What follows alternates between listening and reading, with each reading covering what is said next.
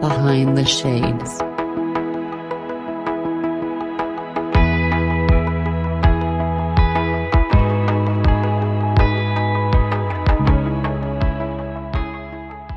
My name is Tonia Winchester, officially Dr. Tonia Winchester. I'm a naturopathic doctor. I've been in practice for about 17 years now.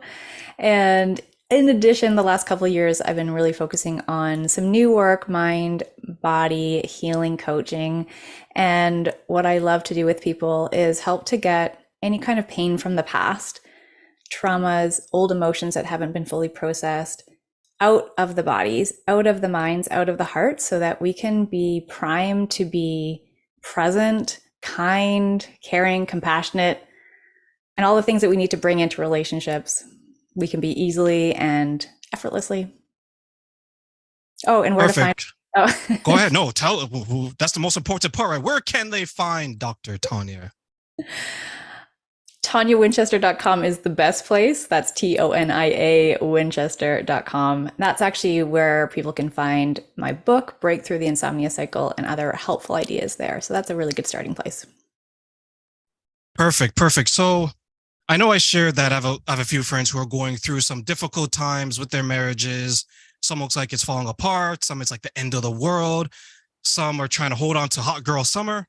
They're just trying to figure it all out, right? So take us from the very beginning. What are some of the ways that you're helping people mend their relationships and to understand maybe what has gone wrong and what can go right in the future? Yeah. Well, first, I would say that nothing ever goes wrong. And what I mean by that is anytime we're behaving in relationship with someone else, we're trying to have a need met, some deep, often unconscious, underlying need that we're trying to have fulfilled. And there's absolutely nothing wrong with that. However, sometimes the way that we do that, because it's so automated, so unconscious, we're not aware of how we're behaving, what our triggers are, what causes us to react, what causes us to be hurt, what causes us to be resentful. We sort of go through these experiences in our relationships, not really being fully in charge of our own responses. It's like someone else is driving the bus, and we blame and we point fingers and we find fault. And really, at the root of it, we're just all trying to be loved. And maybe that's hard to get that love from that person or feel like they are loving you in the way that you want to be loved because of things that happened often when you were so young that you weren't able to kind of process them. So there's these old wounds that haven't healed, and that changes how our unconscious mind experiences and reacts to the world. That's where I love helping people, is being able to change those old stories of pain from the past so that they can actually be, I mentioned these words just a few minutes ago, but calm and kind, and really choose responses and really be loving with people versus just sort of reactive. It's a whole different way of experiencing your relationships. What about for the person that they've had bad experience after bad experience and they're trying to understand, is it them Mm. or is it me? And I'll give you an example.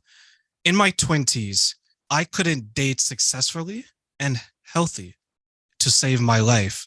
And I always thought that it was everyone else. It was the world against terrain, right? Which a lot of people have experienced. But I did something that I don't think enough people do is I looked inside Yeah. and I said, am I ready to date with success? Am I ready to date with good intentions? And I realized that I wasn't at that point in time for whatever my reasons, right? And then I had to figure it out. What type of woman do I want? Am I Mm-hmm. the type of man that they would want? And what are their expectations? And I look at some of my friends who are struggling with the dating, Yeah. and sometimes they're saying that, you know what, it's Tanya's fault. Mm-hmm. She's this, she's this, she's this. Absolutely. It's not my fault. And they bring that, what I would call luggage of Yep. the past, the sins of the father, the sins of the mother, right? When you Definitely. mention the childhood, and they Yeah. bring it to other relationships. When you're hearing some of these stories that they go through, how do you start that conversation by saying, have you thought of this? Yeah.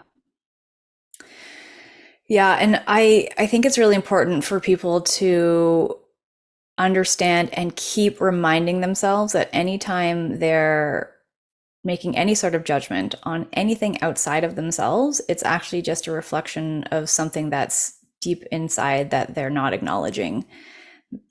Freud called this the shadow, right? Jung and Freud, they would have expressed this as that shadow, but it's not, and it's not necessarily all bad. It's just stuff that we're not aware of. If someone's pointing at me saying like, this is your fault because you're XYZ, maybe I am those things, but that's actually not what's important. What's important is how the person is responding to however I am behaving. Again, my behaviors are just trying to meet and fulfill some sort of need. So maybe I'll share an example, if this is okay, with my own marriage. This is a really interesting story. I'm very extroverted and I love people, and I get a lot of value from outside feedback. And my husband, on the flip, super introverted, totally internally referenced. He doesn't give a darn hoot about what is going on around him or what people think about him. It's actually quite admirable as a recovering people pleaser. But and here's the difference to this point of just sort of the idea that we're interpreting how other people are behaving and making it mean something about ourselves. So I was getting a photo shoot for some new photos for my website. And I had a lot of outfits that I wanted to bring to this photo shoot because I wanted to have, different looks, right? And I had four bags of stuff packed by the back door, ready to go. And he comes out of his shop and he just goes, wow, that's a lot of bags. And I kind of started to do a social experiment in that moment. I was like, yep. And he asked me zero questions, not where I'm going, how long I'm going for, who I'm going with, what I'm doing there, when I'm expected to be back, no further questions. And I was like, so interesting, because he's just so internally referenced. Now, some people would interpret this as being really hurtful, really personal. He doesn't love me. He doesn't care about me. He doesn't this, he doesn't XYZ. I just know that this is how he operates in the world. So I go have the photo shoot. I'm actually out for the night. I come home, he's already in bed. Over breakfast the next morning, he goes, so how was all of that? He has no idea what he's asking about, right? He's like, so how was all of that? And I just, again, social experiment. I was like, good, no further questions. And so this was a really interesting moment, because had I not gone through the healing that I've gone through, I would have probably in that moment been so mad, so hurt, so disappointed. And yet I was like, this is so cute. Like, this is exactly who this person is. He doesn't need to ask me those types of questions for me to know that he loves me. And there's so much safety in that. Now, later, maybe 3 months or 4 months after this had happened, we were out with friends, and I'm sharing this story of how interesting I think this is. And because I'm so fascinated by this moment where people make decisions for themselves, I'm like, oh, I get so into these like psychological, why are you behaving that way? What purpose is that behavior kind of trying to get you fulfilled? Anyway, so I'm telling this story, and after I share it, everyone's kind of laughing because they all know my husband. They all like, it's just so funny. He's like, well, here I am seeing all these bags, not having a clue if she'd already told me what she was doing. And I didn't want to show up and be like, I've totally forgotten what you told me and I missed the boat. I'm so sorry. So he just stayed quiet. All of this to say that when we are pointing fingers outside of ourselves, we are making an interpretation about what someone's behavior is meaning about us. And it never really is about us. We get to, as human beings with intention and consciousness, get to decide how we interpret things. So when people are pointing fingers and saying, you're this, you're that, you're XYZ, you're making it mean something. And that's why you're hurting. You're making it mean something. So I challenge people. I'll often challenge my clients to write a list of 7 other ways you can interpret that person's behavior. What are 7 other things that could mean? 1 or 2 is easy, 3 or 4 is tricky, and 5, 6, 7 are challenging to come up with those other examples. But when you do that, you start to have this compassion in your heart that never existed before. It's like, oh, maybe he used that tone of voice because he had a really crap day at work, and that has nothing to do with me.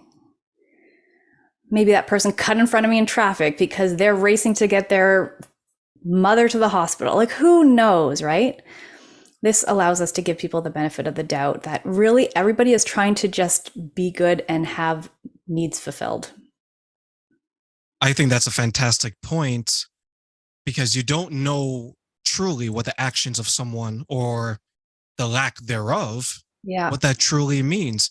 I know, and there's some people that I've dated, if they were to see me with my bags packed, they'd be like, who you're going with, where you're going, when you're going to be home, you're leaving me, you're cheating, right? Yeah. They would have created multiple realities Totally.